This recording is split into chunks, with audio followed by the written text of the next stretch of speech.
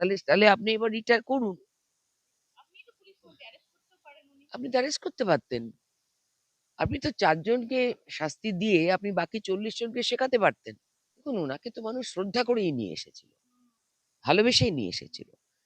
তো উনি একটা মানে উনি কিসের চাপে, কিসের জন্য এত কোটি, কোটি টাকার অন্যায়কে প্রশ্রয় দিলেন এবং করতে দিলেন?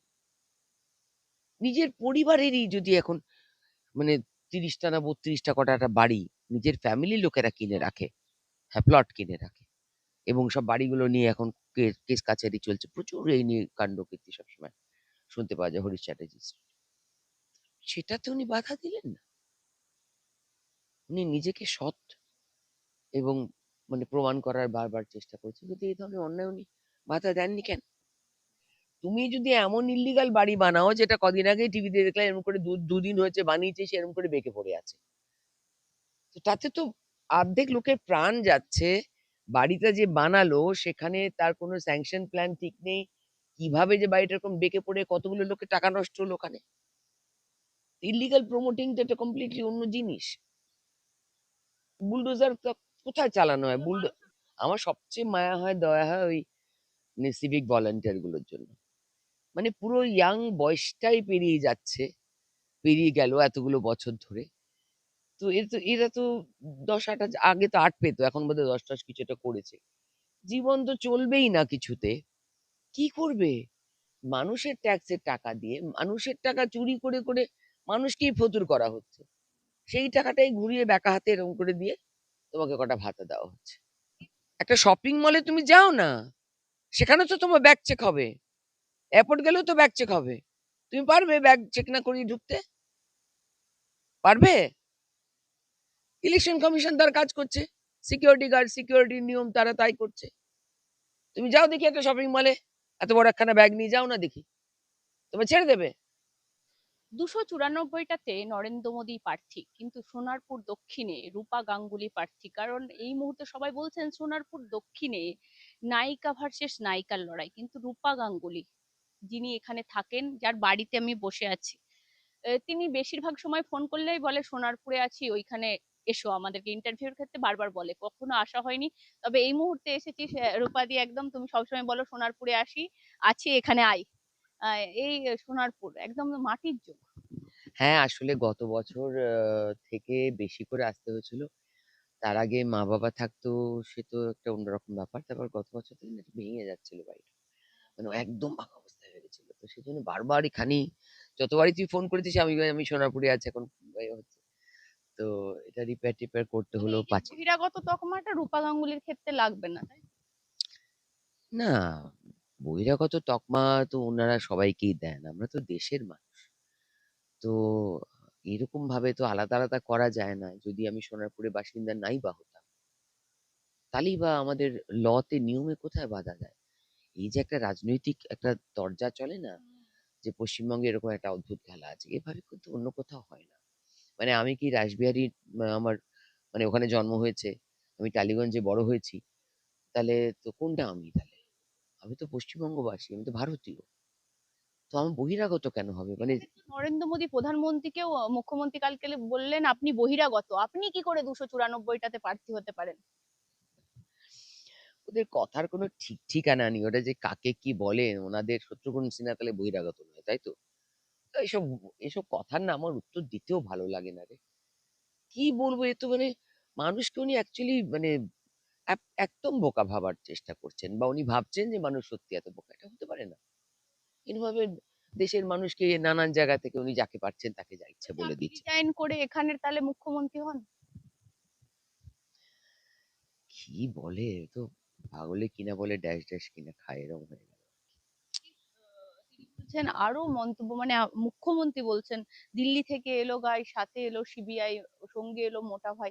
মানে স্বরাষ্ট্রমন্ত্রীর উদ্দেশ্যে উনার এই ধরনের কথাবার্তা। আপনিও সাংসদ ছিলেন দিদি, এই ধরনের কথাবার্তা কোনো রাজ্যের মুখ্যমন্ত্রীর মুখে শুনেছেন?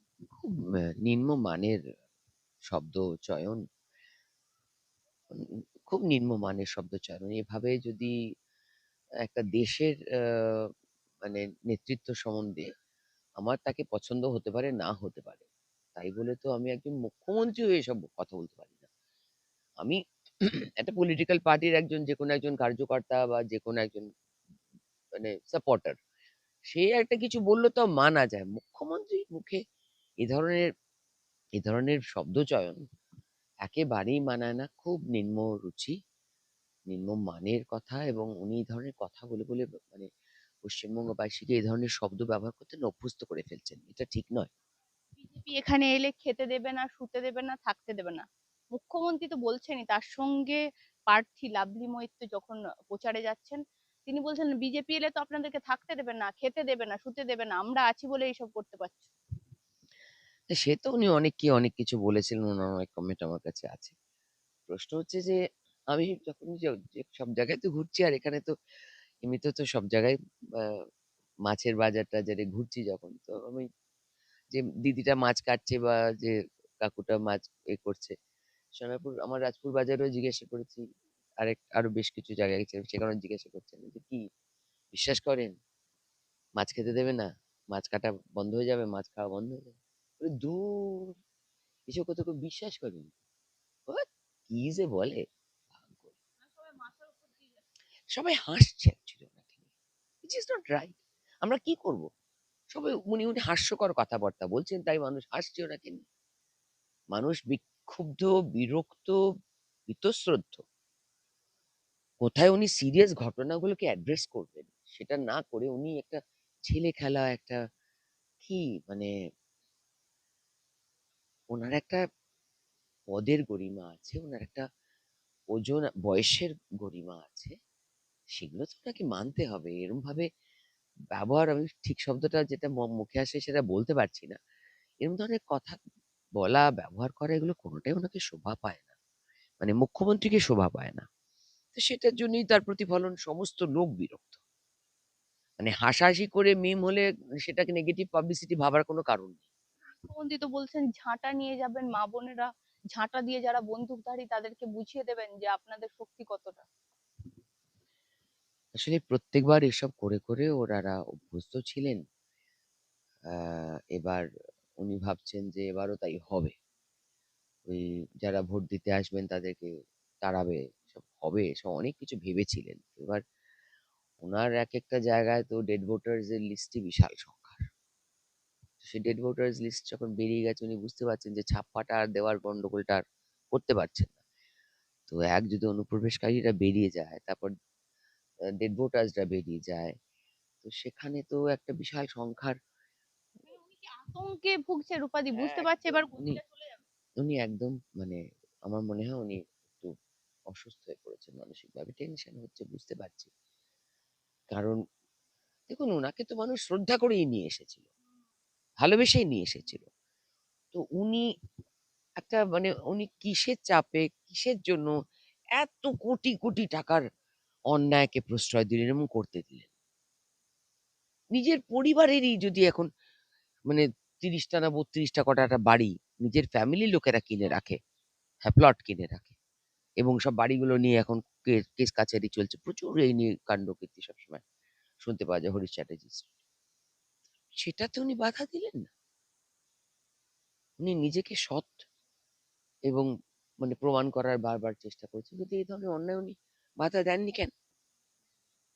উনি বলতে পারেন পার্টি কার্যকর্তারা এরা আমার কথা শোনেন না, তাহলে তাহলে আপনি এবার রিটায়ার করুন, আপনি তো পুলিশ মন্ত্রী, অ্যারেস্ট করতে পারেন উনি। আপনি অ্যারেস্ট করতে পারতেন।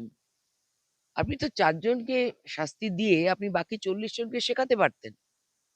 আপনি 4 জনকে, গুরুত্বপূর্ণ 4 জনকে শাস্তি দিয়ে আপনি 40 জনকে শেখাতে পারতেন। বালুর তো দূরের কথা, বালুর হয়ে ভোট করছেন মুখ্যমন্ত্রী, বলছেন বালু ভালো ছেলে, যা করেছে দলের জন্য করেছে, বালু আমার প্রিয়, ওকে জেতান, সব কাজ করে দেবো।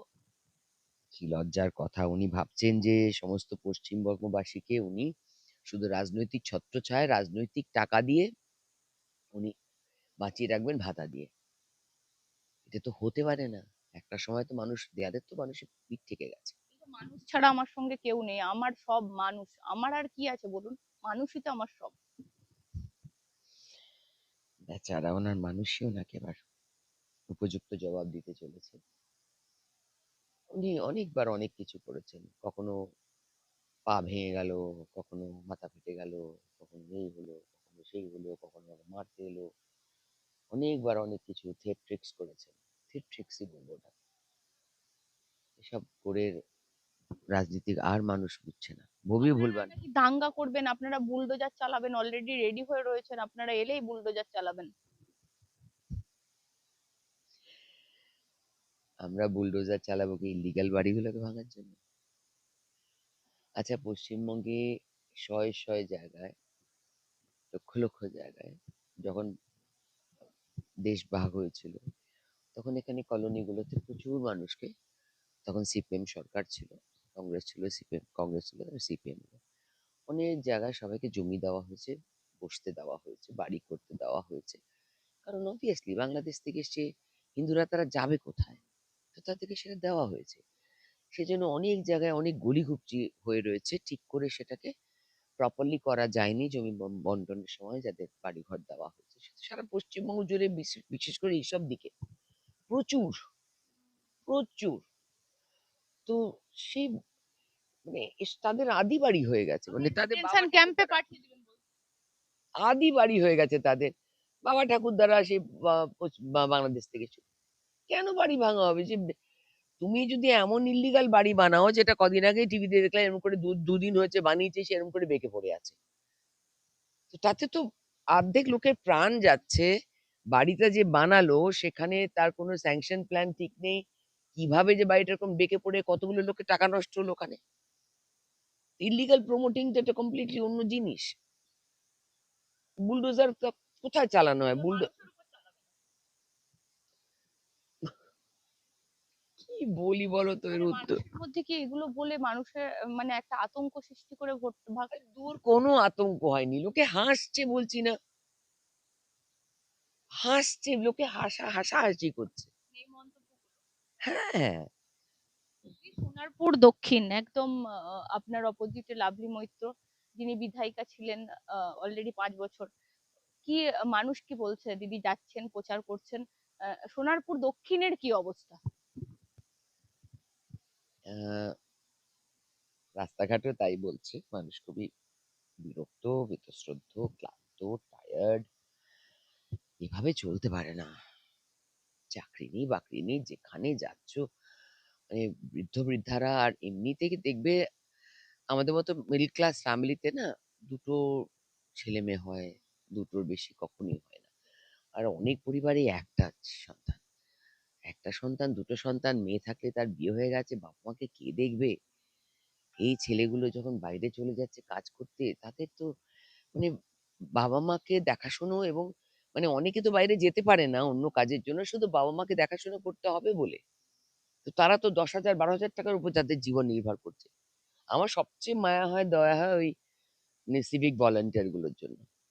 মানে পুরো ইয়াং বয়সটাই পেরিয়ে যাচ্ছে, পেরিয়ে গেল এতগুলো বছর ধরে। তো এরা তো 10 8 আগে তো 8 পেতো, এখন বোধহয় 10 10 কিছু একটা করেছে। জীবন তো চলবেই না কিছুতে, কি করবে? তারপর সন্ধ্যাবেলা গিয়ে টিএমসি অফিসে গেলেও বা তাদের কি লাভ? কটা টাকাই এক্সট্রা পাবে? গাড়ির তেল, বাইকের তেল, একটুখানি ভাত ডাল, চাল ডাল তো আবার ঠিক আছে। জেলে যাওয়ার ব্যবস্থাও তাদেরকে দিতে সাহায্য। কি যে করে না, এভাবে এভাবে মানুষকে বিপর্যস্ত করে তৃণমূল সরকার যে কি লাভ করলো জানি না পশ্চিমবঙ্গের হয়ে। এই যে সোনারপুর দক্ষিণে বিভিন্ন জায়গায় যাচ্ছেন, রাস্তাঘাটের কি অবস্থা? ভেতরে ভেতরে যেখানে যেখানে যাচ্ছেন, মানুষজন কি বলছে? সর্বনাশ, কি খারাপ পরিস্থিতি, আমি কি বলবো জানি না।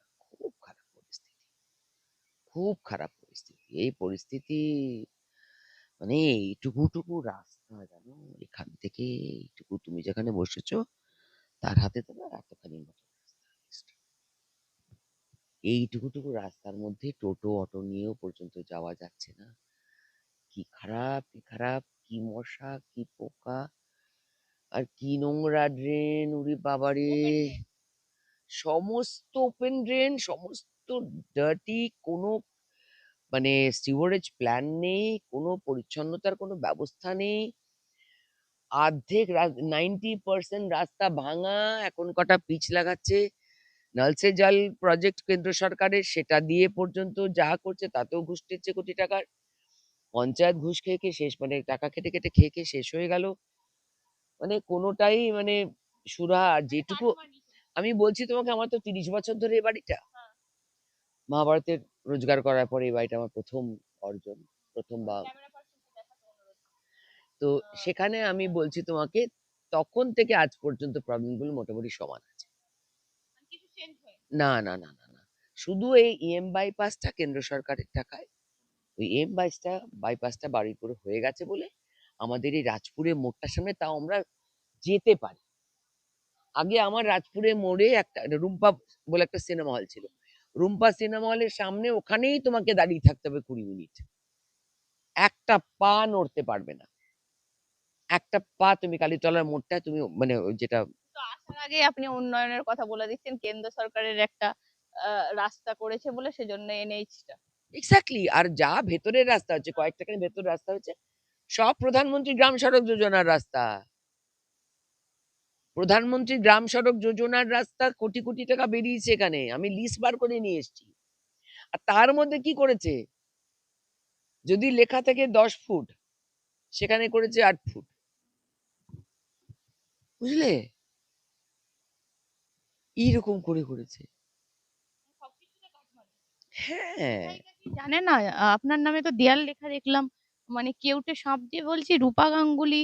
কেউটে সাপটা কি হলো, মানে দ্রৌপদীর ছবি আঁকলে, না হলে আমি জানতাম সিনেমার সাথে কিছু যোগ আছে বা অন্য কিছু জানতাম, মানে এই কেউটে সাপটার ব্যাপারটা কি, মানে কি এই দেয়াল লিখে মানুষকে কি বোঝাতে চাওয়া হলো? আপনি তো ডিরেক্টরও, আপনি বুঝতে পারলেন কিছু? আমি তো বুঝতে পারলাম না বলে জিজ্ঞাসা করছি। না না, আমিও বুঝিনি, বোঝার চেষ্টা করিনি। ওনারা আমাকে কোথাও কেউটে সাপ বলছেন, যেখানে যা পারছেন বলার চেষ্টা করছেন।